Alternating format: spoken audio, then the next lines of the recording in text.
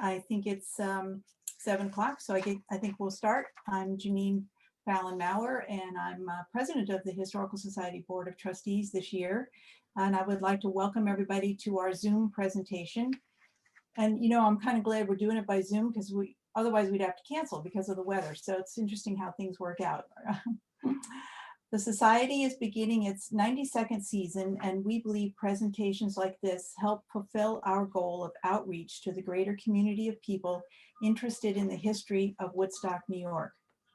Tonight, as we look at the life and legacy of Alf Evers, we are pleased to have author, poet, and composer Ed Sanders to discuss his new work, Alf Evers, An American Genius.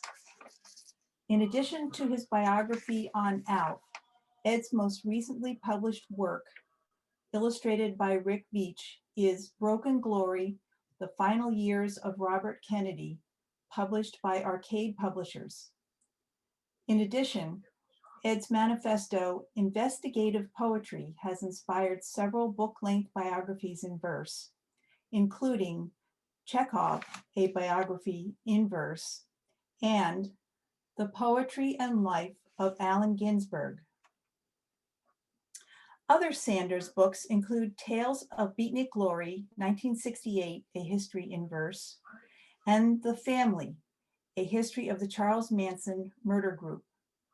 Ed's 1987 collection, Thirsting for Peace in a Raging Century, won an American Book Award. And in 2015, sorry, I'm in a different century apparently in my head, Da Capo published his full-length biography of actress Sharon Tate. Of course, Ed was the founder of the satiric folk rock group The Fugs, which has released many albums and CDs during its 50-year history. In late 2011, Da Capo Press published his memoir of the 1960s titled Fug You. To discuss the life of Alf Evers with Ed tonight, we have town historian Richard Heppner. Richard has served as town historian for the last 20 years, and his most recent book, Woodstock's Infamous Murder Trial, Racial Injustice in Upstate New York, was published by History Press. Ed and Richard will talk for about 45 minutes, and then we will turn to questions from the audience. If you have a question, please put it in the chat function and we'll do our best to answer it following the discussion. The session, as I said in the chat, is being recorded. It will be on our YouTube channel within a week. If you search for Historical Society of Woodstock, you should find it easy enough. Please subscribe to our YouTube channel, and if you watch any videos and you like them, go ahead and like them. That'd be great. Now, at this time, I'd like to turn the Zoom session over to Richard Heppner. And welcome and thank you. Thank you, Janine. Welcome, everybody. Glad you could make it. Like Janine said, at least we didn't have to cancel because of bad roads. But I sure am getting tired of Zooms. I prefer people. But technology is wonderful. Even today, I just realized, how the irony of technology sometimes. We land a rover on Mars today. It's got a helicopter attached to it and everything. It's a remarkable technological achievement. And yet in Texas, they have to boil their water. What did John Bryan say? It's a big old goofy world. Where's Ed? I know he's in here somewhere. There he is. Hi, Ed. Unmute yourself, Ed.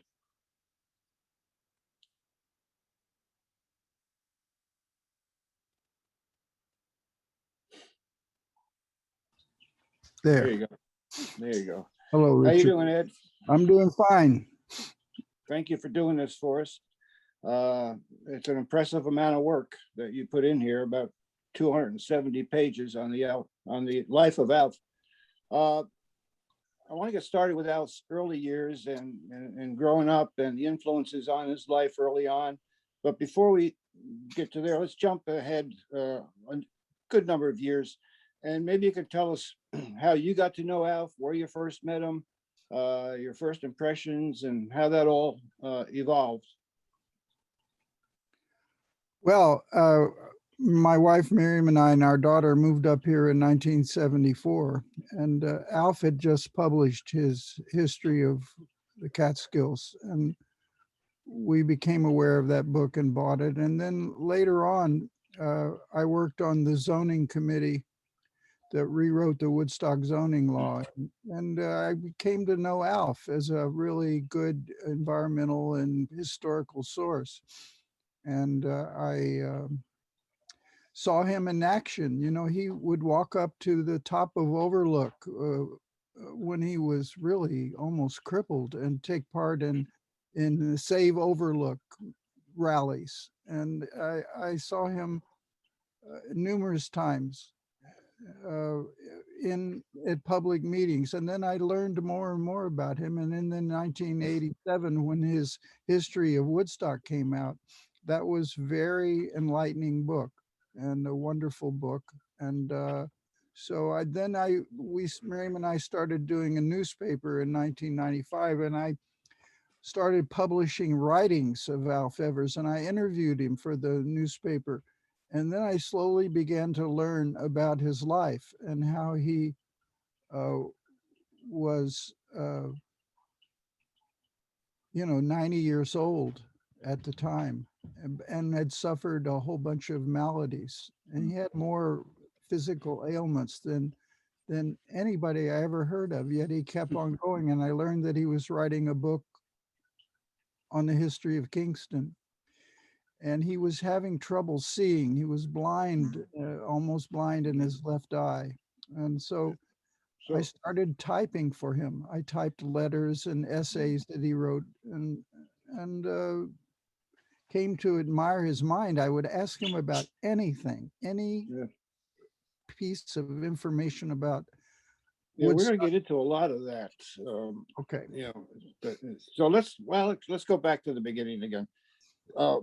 In the book, you talk about his early childhood, his parents, and we all get influenced somewhere along the line by something or somebody. Can you talk to us a little bit about his early experiences, even up into coming to New Paltz with his family? Well, he was born in February of 1905, and his father was born in Sweden, and his mother Annie was born in Hungary, and she had a beautiful. So he had a father who was an architect, but also a fairly well-known painter. But he had a wonderful library that much of it was in French, and the father would read in French from his books to Alf and then translate for him, which gave him an early clue into French. And Alf started reading voraciously. He was really inspired by the long prefaces. Is that your bird there, Ed? Oh, yeah, I'm sorry. Well, okay. Long prefaces to the novels of Henry James. And he got started up early writing, getting involved in historical research. He helped the Huguenot Historical Society in New Paltz to translate early records in Dutch, French, and French. So he started out early being interested in history, but he was inspired by a feminist psychologist named Margaret Smith, who taught at the high school in New Paltz, and she inspired him to become a writer and helped him read books. And she turned him on to T.S. Eliot and a lot of literature. So he had adults who inspired him when he was a child, including his father, who taught him French. And so he developed a curiosity, and the reading of Henry James prefaces made Alf think about becoming a writer. But he went off to Hamilton College in 1925. He spent some time around when New Jersey was sort of the Hollywood of the East. He spent time around filmmaking as well. and Yes. absorbed a lot of that. His family lived in ramshackle, old fancy houses that were in decay, and they moved to one from the Bronx where he was born. They moved to a place in New Jersey that was also a hotbed of film. So he'd watched early films being made and became friends with some of the actors and filmmakers. So he was always curious, and all his life he asked questions, asked questions, asked questions, asked questions, and he began doing that early. What about the house he and his, eventually they get to New Paltz and they begin the restoration of the house down there. Yes, they bought in 1920. They moved to Woodstock, moved to New Paltz and bought an old stone house known as the Abraham Hasbrook House, which had been built in the early 1700s, and they began restoring it. And that's where his father, Ivar, had his magnificent extended library that Alf and he would study at night. So eventually, as you said, he's off to college at Hamilton. yeah, he got admitted to Hamilton, and he was there a year, where he wrote poetry and began a novel, but he had trouble in chemistry lab. He had trouble and was he flunked out of chemistry. So he decided to not return to Hamilton after the 1926 spring semester, and he decided to enroll in the Art Students League in New York City, where his father had attended a long time previous. His father had attended the Art Students League, so Alf decided to go to the Art Students League. And I have seen some of his notebooks that he made during his time at the Art Students League. I put a few pages from one notebook in my biography of Alf. And there at the Art Students League, he met a very young woman from Milwaukee named Helen Baker, who was studying to become a commercial artist. And they hit it off and became a couple. And I have letters in my biography of her showing her great and intense love. Oh, this is a photo of Helen Evers and Alf Evers and Gunny, the daughter, on the left, and Jane, the older daughter, on the right. And they're at the house in the top of Lewis Hollow, where they bought in 1943. Okay. Just going to go back to Hamilton for 1 second. Yep. He had an interesting friendship with a certain person who would become every Psych 101's nightmare down the road. B.F. Skinner? Yes, he became very closely attached to B.F. Skinner. And I put a very mysterious letter that B.F. Skinner wrote to Alf in the biography. And they were very close. And of course, Alf was influenced by his high school teacher, Margaret Smith, to become a psychologist. And B.F. Skinner was headed to become a writer, but they switched roles. Skinner became a famous psychologist and Alf became a brilliant writer. And a lot of people don't realize Alf was a pretty darn good artist as well. You mentioned the Art Students League and studying there. He kept that up through most of his life, correct? Yes. When I was publishing his works in our newspaper in the 1990s, I became aware of Alf's economic plight, and he was running out of money. He had some inheritances from a couple of his sisters, but he was really running out of money. And he didn't He wanted to stay at home. So I, I learned of a trove of his paintings in his attic, and I went up to look at these paintings, and they were really great, really wonderful paintings. He had that Doug James of Woodstock purchased one of the Shady Methodist Church with the Lake Hill in the background. That is really a brilliant painting. And there are Here we other, got it here. There it is. yeah, there it is. And that's, you see Lake Hill in the background with no trees there. It was still farmland. So this was a brilliant painting.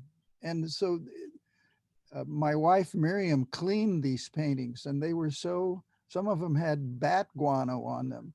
And we cleaned them up and sold them, and we made a few $1,000s. I gave virtually all the money to Alf for selling. We had a show in Woodstock of his paintings, and most of them sold.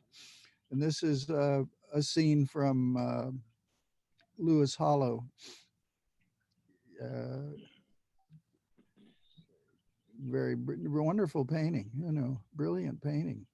Anyway, he had all these paintings, and and they weren't even signed. So I got him to sign all of them, and we had a show. And then since I began the book, I've acquired other paintings through his son, Christopher, who's given to the Woodstock Guild a group of paintings by Alf. So he was quite an accomplished, but very shy. Yeah. The dynamics with his first wife, Helen Baker Evers, were that she was the artist and he was the writer. And together they wrote a series of around 50 children's books where Alf would think of the plot and write it down. And she was very skilled at doing illustrations to children's books, and it made them a lot of money for over 20 years. Now, so he's married, he's got a family coming along.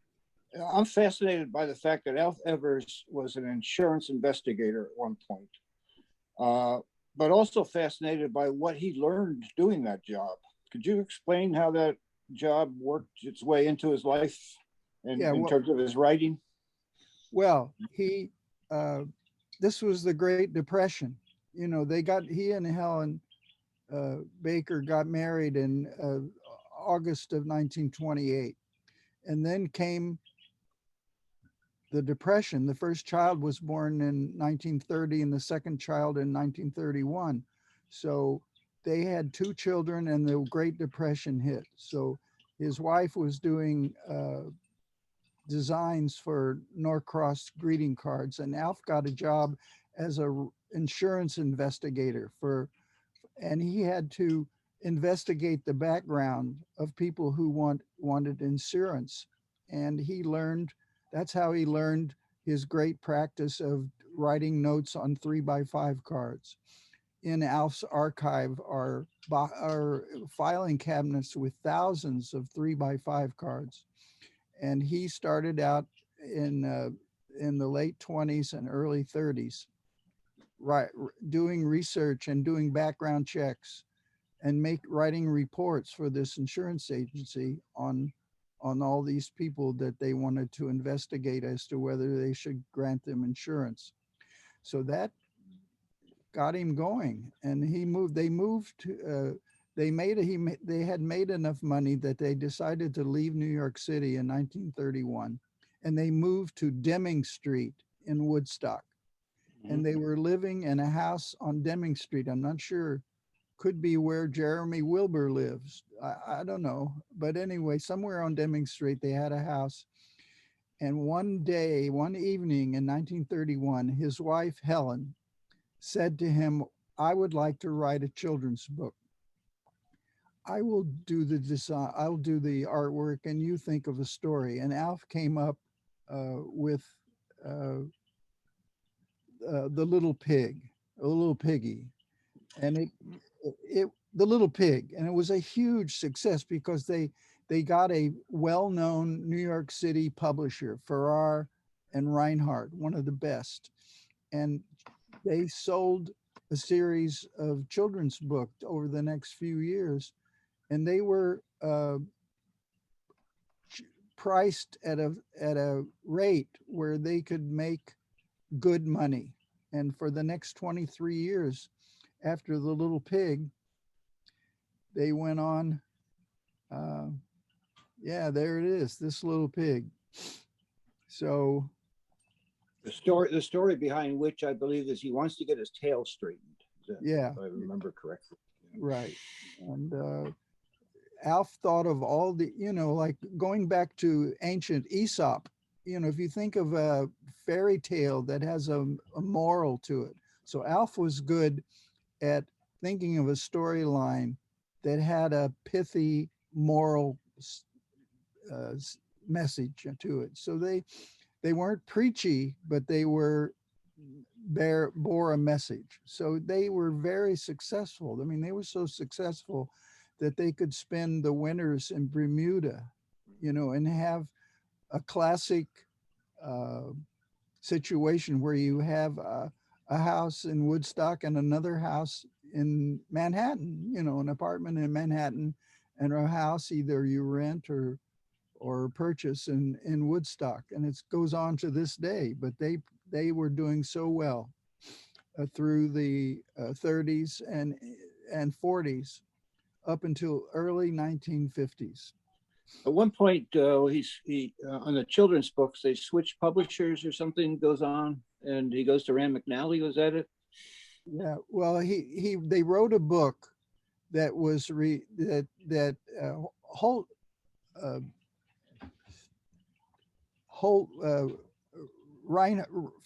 Farrar and Reinhardt. Mhm. Farrar and Reinhardt was a major high intellectual publisher. And so they wanted very well positioned intellectual children's books. And they submitted, Alf and Helen submitted one that Farrar and Reinhardt didn't think was elevated enough for them. So Helen and Alf took the book to Rand McNally, and Rand McNally, which was a big publisher that had its own stores, and also priced the children's book so that a writer could get a fair royalty per issue sold. So they jumped ship and went to Rand McNally for the rest of their career. This was 1937. Yeah, there's Copy Kitten. But this is after there. You see the problem with income for Alf and Helen was that this new very cheap children's book put out by Golden Books came into focus, and they were in all the Woolworths and all the 5 and dime stores and all the pharmacies in the world, and they were a quarter, so that they couldn't charge like $2 a book. They had to go down to the 20s, and so it really knocked their son Christopher told me that it was the advent of these low-priced children's books that cut into Alf's and Helen's income, but they had a great run of over 20 years. I don't getting away from that just a little bit, but because you mentioned Alf's involvement with the environment and things like it, but Alf was very politically active in his life. He actually had a political career almost. Yes, he was a great supporter of Franklin Roosevelt. They moved from Woodstock in 1943 to Trumbull, Connecticut. No, they moved earlier than that. I'm sorry. They moved to Trumbull, Connecticut from Woodstock, and they in the 30s, and they lived there, and they continued doing their very successful children's books. But Alf got involved in local politics. When World War II began, he served in several committees to help the defense preparedness, but he also was a very ardent supporter of FDR. And FDR, although he's very well respected now, but he was very controversial back then. Anyway, Alf ran as a Democrat for the Connecticut State Legislature in 1943. And I put a photo of Alf on a billboard urging people to vote for Alf Evers for the state legislature. But he lost that race. So the next year, 1943, they moved back to Woodstock from Trumville, and they bought a house at the top of Lewis Hollow Road, which had been the home of a well-known quarry owner. And so they lived there through the 40s into the 50s. This is where he really begins to integrate himself into the Woodstock community. I mean, he's right nearby the a lot of the quarry workers, the Irish village. There's lots of partying going on, and he shows his inquisitive ways by getting to know his neighbors and whoever he could talk to. Yeah, I have from 1950s and 40s. I don't know what that is. I have interview sheets that he started doing interviews of Woodstock. And he Michael, we got somebody not muted. Yeah, that's very nice. Yeah. Michael, Thor Larson, please mute yourself. Yes, I admitted them. Well, yeah, but we can hear them. Mute them. I'm sorry, Ed. Go ahead. Anyway, Alf started writing articles for the local papers beginning in the 1950s throughout the 1960s. And he probably wrote 100 articles. I have a couple of lists of his articles from the 50s and 60s. Yeah. They're quite extensive. So Alf was going out and interviewing, and he would write the date when he interviewed somebody and what they said. And they provided vast information about him. And one of his essays that he wrote, which I put in the book, is a history of Lewis Hollow and how it was once in the 19th century the home of many Irish quarry workers who lived up there and had parties and played the music and sang together and had a real viable situation there. And then all of a sudden they were gone by the time Alf came there in 1943.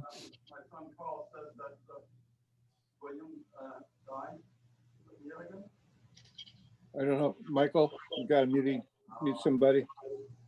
What is it? Let me ask you a question, because I hate snakes. I'm not fond of snakes at all, but Alf seemed to have this love affair with rattlesnakes up on the mountain. He ever talked about that? He wrote a lot about it and lectured about it. Yeah, he was fascinated with rattlesnake lore because many people, old timers in Woodstock, had kept in their mind an anecdote about rattlers. And in Alf's 3x5 cards, the Woodstock Guild has Alf's archive, and in the archive are hundreds upon hundreds and thousands of 3x5 cards.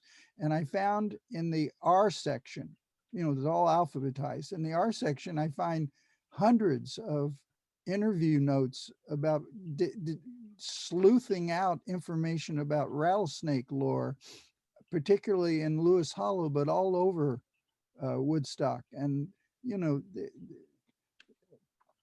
so he was fascinated with, but that was just, he had a kind of encyclopedic mind. Once he got involved, when he first moved to Woodstock in 1931, he went out with a doctor, a local doctor. He would go out with him on house calls at night so he could learn more about the town. And I've been told by people who knew him back then that if he went to the pharmacy to fill a prescription, he would ask questions about the inner workings and about personal information. So he was just the ultimate nosy guy. He would always ask questions. On a personal, in terms of relationships, in the 50s, you mentioned the downturn in the children's books, and then he and Helen also separate at about that time. And he develops a relationship with Barbara Moncure. If you're an old Woodstocker, you probably remember Barbara. And really begins some serious writing. What's that stretch of life like for Alf in the 50s as he makes that transition personally? Well, something happened to chill their relationship. They were married in 1928. So after like 24 years, early 50s, their relationship cooled. And I asked questions from people who knew, and Alf began to live up in the Woodstock house at Lewis Hollow. He was taking care of their son, Christopher, and Helen was living in New York City. And they basically had a separation. They didn't, and Alf, beginning in 1953, developed a relationship with Barbara Moncure, who was a Woodstocker and who was the daughter of the artist Joseph Pollitt, and had a sister named Elizabeth, who once was married to the poet Delmore Schwartz. And Barbara Moncure was a excellent singer and musician. She later did a folk album with Folkways Records. And they formed a friendship that lasted throughout her life, all the way to when she passed away, I think in 1993. That's Barbara on the left side of your screen. Yeah. One picture we have. And they met when she was 30 and he was 48.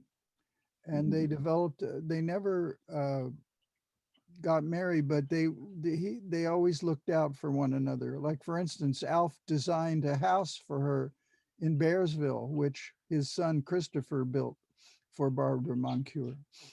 And during her final, she had various illnesses, and she stayed at Alf's for a while toward the end of her life. But they were close, and they organized the Huckleberry festivals, two music festivals that took place in Woodstock in the 60s. And Helen became close to a guy named Nad Adler, who had bought a house in Lower Lewis Hollow Road. And Helen went off to Florida in around 1954. And Nat Adler went down there too, and soon later they got married, and they were together. Nat Adler and Helen Evers were together for the rest of her life. So, the thing about it is, as an investigator, you have, it's like dancing on eggs, to ask people about why their parents broke up. But Alf also kind of returns a little bit to children's books and starts working on books for older kids. Yeah, well, because he was a famous children's book, young person's. He was one of the world's most famous writers of children's books. So he focused on older kids, and he did write 2 or 3 books in the 50s that were very well received, and he had them with major publishers. But there's one here. Yeah, the Deer Jackers, that's still in print. You go on to Google and you find a lot of Alf's books listed. Oh, there's tons of them. You just type in Alf Evers children's books and these pages come up. Yeah. Yeah, I put like 5 or 6 pages of just book titles, book covers, and my biography of Alf, just to show what he and Ellen did. Yeah. and what At he one did. point, Alf almost left Woodstock, as I understand it from your book. Yeah. But strange events turned against him a little bit, but in our favor, actually. Woodstock's favor, I should say. Yeah, he announced he had been president of the Historical Society of Woodstock, and he resigned and announced that he was leaving Woodstock. He had his wife had given him her share of the house in Lewis Hall. It was it's one of the more fancy houses up there, and so he sold it, and his wife gave him the right to, because he was raising the son Christopher. So Alf had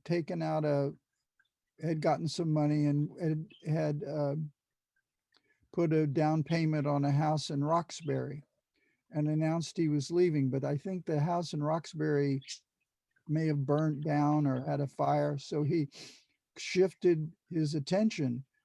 They threw a huge goodbye party for him in Woodstock. All the cultural groups gathered together and made a big plaque for him and had a goodbye ceremony. But he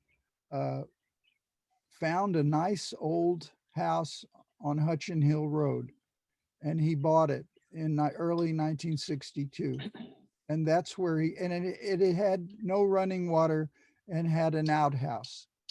And he moved in there and loved it because it had a hill in back where he built a labyrinth of shrubbery, and he built himself a writing cabin he called the Hermitage at the top and up the hill and back. And he would go up there and write, because in 1963, a woman editor at Doubleday was impressed with all the articles he was writing for area newspapers, and so she offered him a book deal to write a history of the Catskills. And this was 1963. So Alf took on that role, took on that book, and began working on it, and worked from 1963 till the year it was published in 1972. He worked and worked and worked. And people who read that book see the magnificent footnotes and endnotes and sourcing. And he was also brilliant at thinking of captions for photos. He flashed forward with great brilliance in this first large book that he wrote.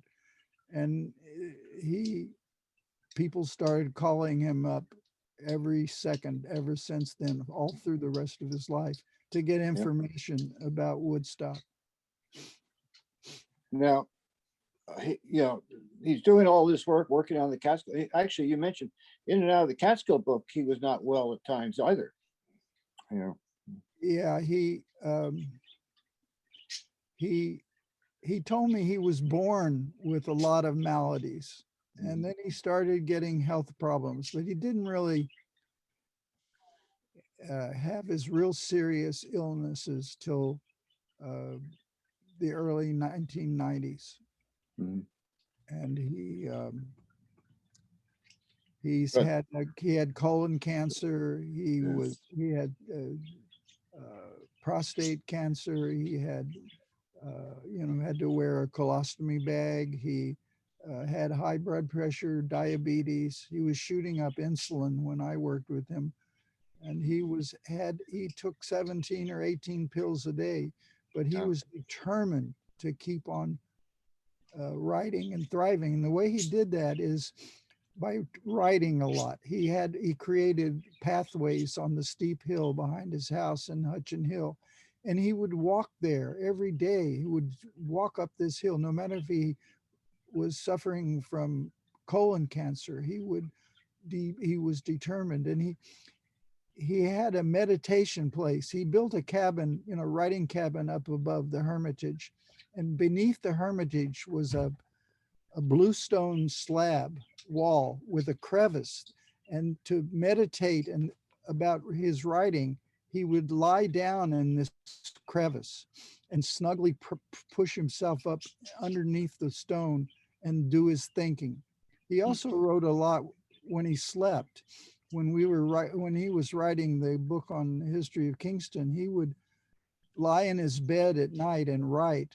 And then he was so brilliant. He remembered a lot of times things you remember in the middle of the night, you say, oh, I'll think of that in the morning. But Alf always remembered everything he wrote in his sleep. And so he was the most intelligent guy I think I ever met. He and Allen Ginsberg, they were really first class minds. Alf, no matter what you ask about him, I would say, well, tell me about how when composer Henry Cowell lived in Woodstock, and he would right away, blare forth with a whole history of Henry Cowell. And the same way I asked him, well, what about John Cage, the composer in Woodstock? He says, yeah, he and John Cage went mushroom hunting in Woodstock. And he told me anecdotes about John Cage. He told me anecdotes by people in the Roosevelt administration. He told me Harry Hopkins, right? Yeah, he told me about Harry Hopkins, who was one of the most important members of the Roosevelt cabinet, used to spend time in Woodstock. And he also went mushroom hunting out on at the top of Hudson Hill Road in the 40s. So Alf was able to, and I heard him in the years I worked with him, people would call up and ask him questions, and he would remember everything he ever heard about some obscure Woodstock farmer from 1920 or some person from the 19th century that he had read about. And so he was an amazing guy. He's doing all this, doing his writing, doing the essays, doing the lectures, doing tours up the mountains and everything. But he also is heavily involved with the movement towards bringing zoning to Woodstock in the 60s as well. And there's an incident that you describe in the book. Well, first of all, what's his involvement with zoning in Woodstock? Well, there was a group funded, I think, by Van Ryn, the head of Rotron. But anyway, there was a group to promote zoning because there had been no regulations. Anybody could come into Woodstock and build anything they want. So a group formed to pressure the government to form a committee. So finally, the town board formed a committee and they began writing this zoning law. And Alf testified in early 1965 about the zoning law. And there was a set of developers that wanted to build a mall in what was known as Bradley Meadows, which had the most beautiful view of Overlook Mountain. It was an orchard. There was an orchard, and then in the background was Overlook Mountain, and it was just stunningly beautiful. So Alf criticized the zoning committee for wanting to rezone Bradley Meadows as a commercial strip. And he said, because the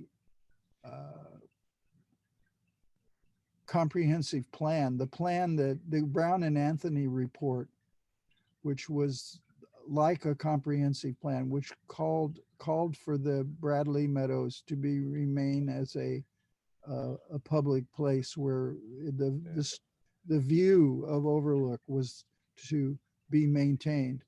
So Alf testified to the zoning commission and criticized that and said, you're going against your own Brown and Anthony report.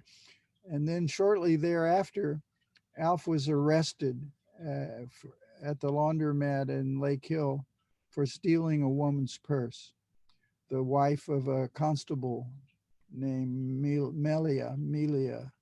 And he was, it was a setup. Somebody wanted him out of the criticism of the zoning law. And he was accused of stealing the purse of the wife of a constable, but the purse was found later on top of one of the machines where she must have left it. And Alf raised a big ruckus because the arresting officer made some statements, you know, that he didn't like all these poor people in Woodstock, and he criticized the presence of beatniks. Beatniks in the 60s and 50s were a big bugaboo, a big put down. You know, sheriffs in the South would confront civil rights marchers and call them dirty beatniks, you know, communist beatniks. So I should also add, I mean, one of the reasons he one time quit as being president of the Historical Society was along similar lines. Members of the Historical Society board were thinking of themselves as the more worthy people, I think the quote was, and we just can't let anybody into the Historical Society. And Alf didn't like that at all. He thought it was just highbrow nonsense, and if you know, history belongs to everyone. Alf stood his ground, didn't he? He was very principled, but very generous. He was not that. He was not sharp in his criticism, but he would certainly tell it like it was. And he was really a friend of the water and the mountains, and he loved his house on Hudson Hill. Yeah. You know, he wrote some poems that I put in the book that celebrate the beauty of living in that little house. And finally, when he got colon cancer and had operations, he had to pay to have a well and a regular bathroom put in that house after 15 or 20 years owning it. But he was, you know, I have a picture in the book of him at 90, age 90, cutting wood, you know, chopping, splitting wood at his house. So he was. Well, that leads us into the later years and you know, his relationship with Peter Mayer and the Woodstock Book. You know, there's a question you raise in anybody who's written history or tried to write history, like some of us attempt but don't succeed like Alf did. You once asked Alf about filling gaps when information just isn't there, which is something we all run into. How did he go about that? When you know, when you're dealing with local history, the record's not always complete. Well,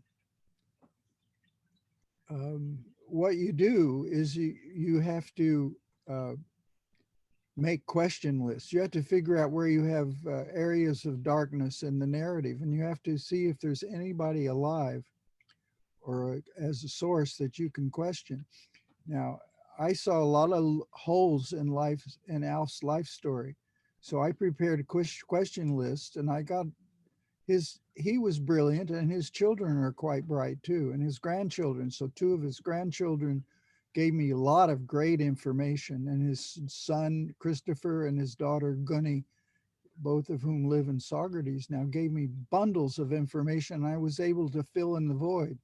Mm-hmm. So what you do though, you just on your computer, you just sequence the paragraphs, and if there are lacunae or gaps, you just move a paragraph up close to the gap, and it's, you know, unless you call attention, there's no limit to the amount of information you can get on any subject now here in this data retentive era. Yeah, that's one thing we forget. Alf did all this. There was no internet. I mean, it was Alf in his questions and his 3x5 cards, and you know. So he produces the Woodstock Book for Peter Mayer, and I believe in the book you talk about he wasn't sure it was complete. How so? Well, he wanted to keep working. Well, the book on the history of the Catskills took him 9 years to write. Yeah. And he got the contract for the Woodstock Book in 1983, I think, from Peter Mayer. Peter Mayer had moved to Lewis Hollow in the 60s and had formed his press. And he Overlook Press, and had Doubleday, who had published Alf's book on the Catskills, decided to take it out of print, and Peter Mayer took it on and put it out, and he allowed Alf to make a bunch of corrections and additions to the Catskill book. And then he offered Alf in 1983 a book to write a history on Woodstock. And Peter was determined that the book be published by the time of the Woodstock bicentennial in the summer of 1987. So that only gave Alf 4 years to write his book. And Alf was determined to try to get the full picture. So he demanded that he be allowed to write the book as he saw it. But in the end, it was a compromise, and there were things that Alf wanted to put in the book, especially photographs that he wasn't able to put in because of the deadline provided by Peter. But I asked Alf about it, and he says it's still a good book, and he stands by his book on Woodstock as being very accurate and believable and true to itself. Well, then we move on, and we're time's pushing in on us, Ed. But I want to get to the Kingston book, Alfs Health. I mean, basically, you folks, not just you, Miriam and Tom and Fred Studing, it took a village to get Alf basically through that Kingston book. You could describe that those last couple years. I mean, when I first met Alf, he was working on the Kingston book, or already talking about a book on Herbie White, and the man was 97, 98 years old. Well, I started typing for him in 1997, and his eyesight was really shot, so I decided to print out his book in 18-point double-space type, so that the books quickly grew into, and I put it in 3-ring notebooks so that if he dropped it, the pages wouldn't scatter. So it developed into 5 3-ring notebooks, 18-point type. And he would, I have 10 banker's boxes in my archive of all the drafts that he wrote in the 7 years I typed for him. And he would work all the time. He would always, and he would send us out to various libraries to get information. He wanted various documents brought to him that I helped tried to get for him. And there were a whole bunch of people like the Carlin Naust Elia, the historian of the town of Saugerties, provided a lot of research. A woman at the Senate House in Kingston provided a lot of research. Fred Studing did a lot of research. I did a lot of research, but I was responsible for typing all his changes, and his handwriting was never that great, but his 3x5 cards, say on Rattlesnakes that you mentioned, were all very legible. But by the time I was typing for him, his handwriting was like old High German or Hittite or Anatolian. I mean, it was very difficult but I trained myself like I was an intelligence agent. I trained myself to read his handwriting. And so I could read his handwriting. And then what I couldn't read, he had memorized. He had in his mind all his writing. All his books were in his mind.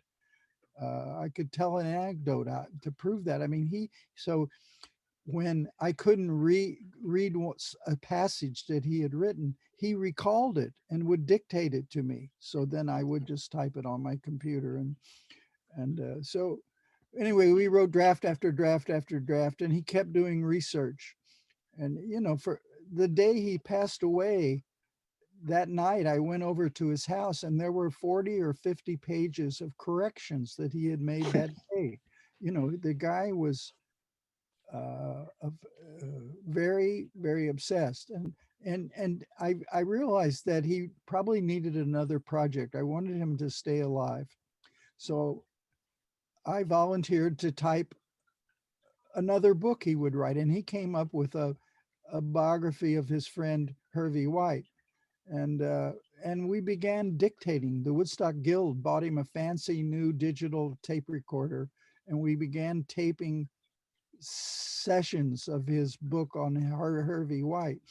Unfortunately, there was a cold, in December, right around Christmas.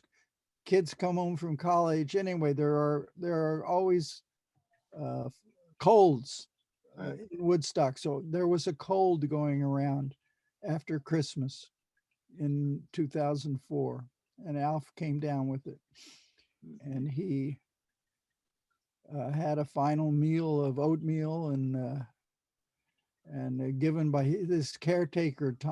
Tom was, a miracle. Should have been given a presidential medal for what he did for Alf. And so anyway, Alf passed away. The rescue squad came and they almost revived him, but he passed away. But he had written, and we had handed in to Peter Mayer the manuscript for the Kingston book. Right. It was all done. I didn't write anything. No. I wrote nothing on this book. No. He wrote the whole thing, and it has beautiful long sentences. He developed a writing style that was really riveting with long sentences.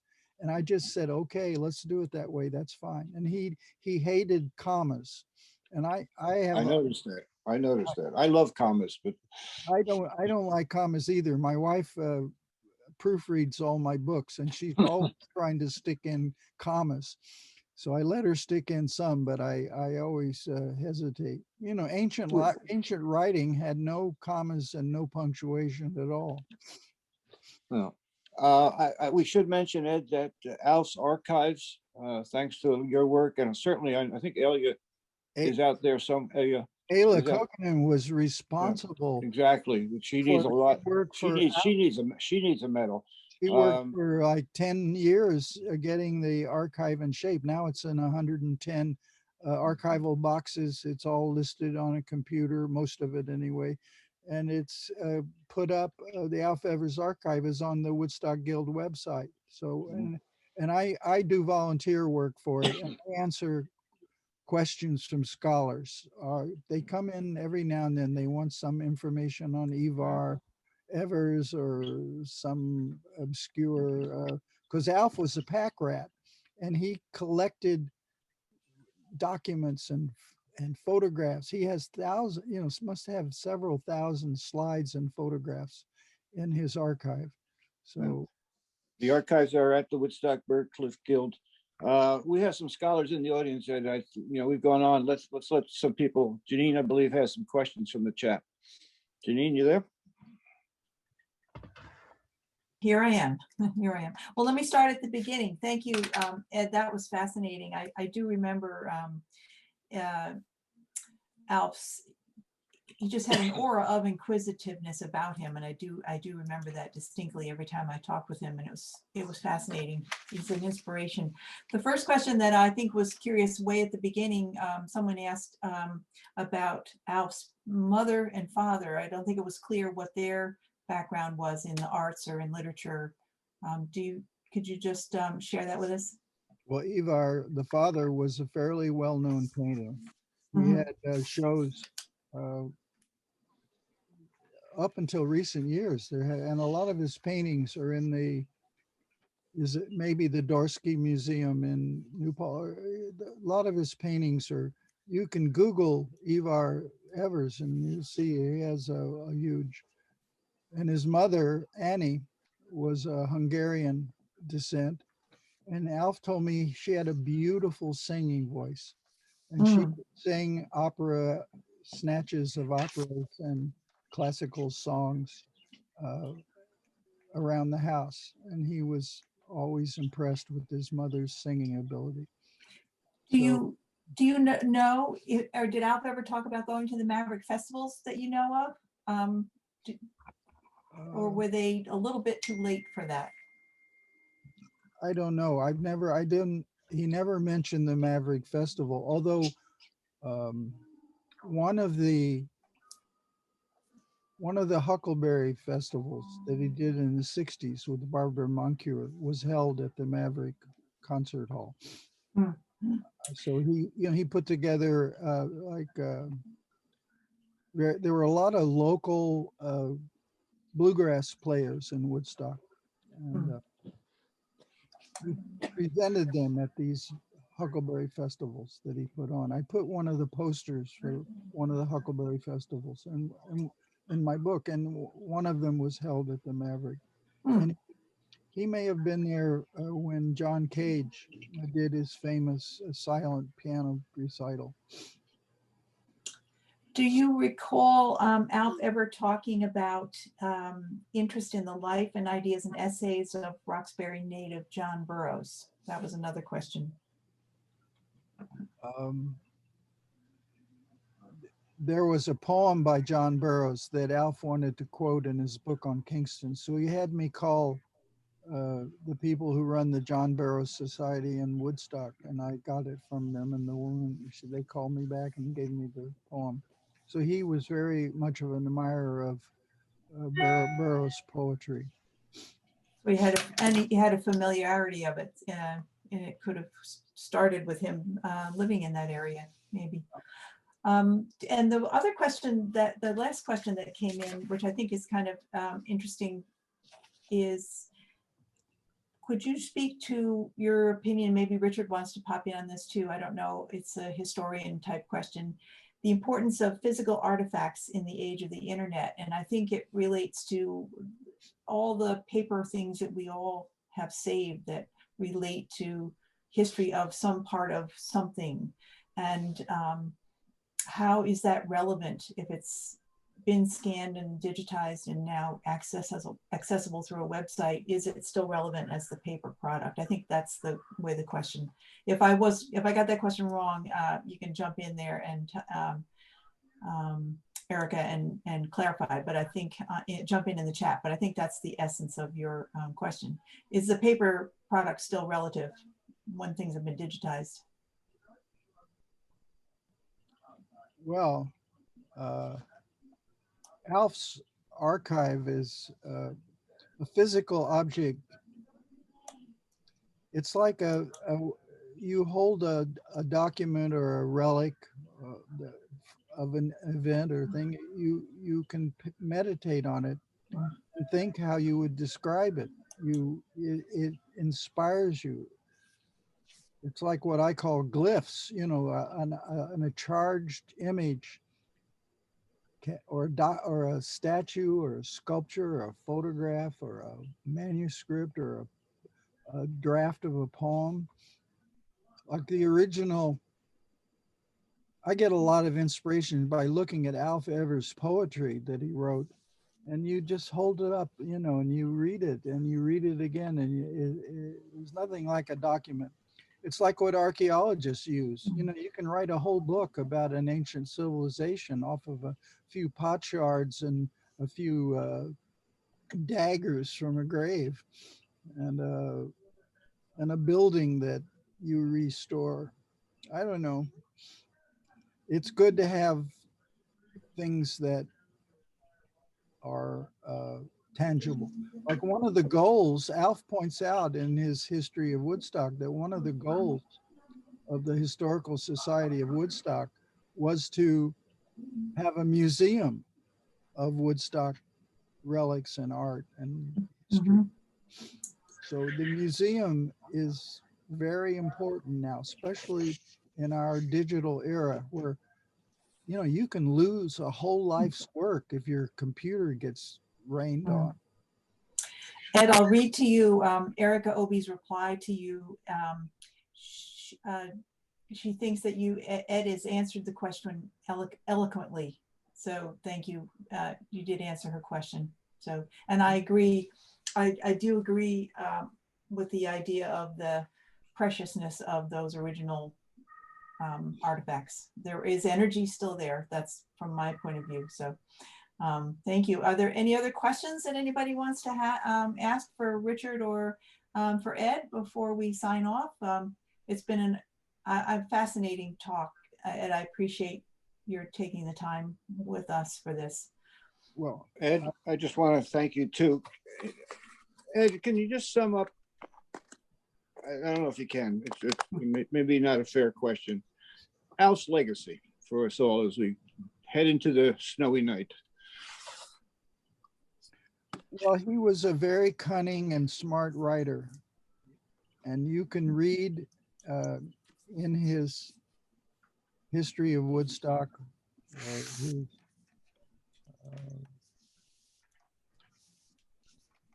history of the Catskills, you can slowly read. The idea is he took his time. You know, he took 10 years to write his book on the history of the Catskills. And he took 4 or 5 years on his history of Woodstock. And for the history of Kingston, he worked on it for 15 years. So the idea is Alf was presenting these documents as serious presentations of historical reality. And they are his integrity and his honesty, but his shyness and his ability to get along with all kinds of people. He got information from right wing, left wing, center wing, no wing, wingless, wingful. You know, he respected everybody. That's what I learned from Alf is to don't fly off the handle all the time, but respect your subjects. So I learned to really respect Alf Evers' writing ability. He was a magnificent writer. He's also just a magnificent person. People are asking, I don't know what your plans, you want to mention any plans for the book? This is it, by the way, 270 pages, Alf Evers. Well, what I'm doing is I printed up an edition of 25 copies in a box. And then we're getting a professional designer to design a good paperback, and we're going to print 200 or 300 paperbacks, which we will have available for sale at a modest price in the spring. Well, we will certainly let people know through our email lists and everything, and when that happens. Ed, thank you so much. Well, it's just a remarkable piece of work, and I know your love for Alf, and it really shines through in these pages. We got to thank Michael Drillinger, who's out there somewhere pulling the levers like the wizard behind the curtain, and got to thank Letitia Smith, who handles the website, and Tinker Twine, who handles a lot of the publicity that went out. Like I said before, it takes a village. And Janine, thank you. I'll let you sign off. Well, I would thank everybody for attending. I put all the information that you need in the chat box there for our website, and we'll also have information about Ed's book when it's ready on the website, so you can have that as a resource. So thank you very much again for being here. It was fascinating, and we'll see you again next time.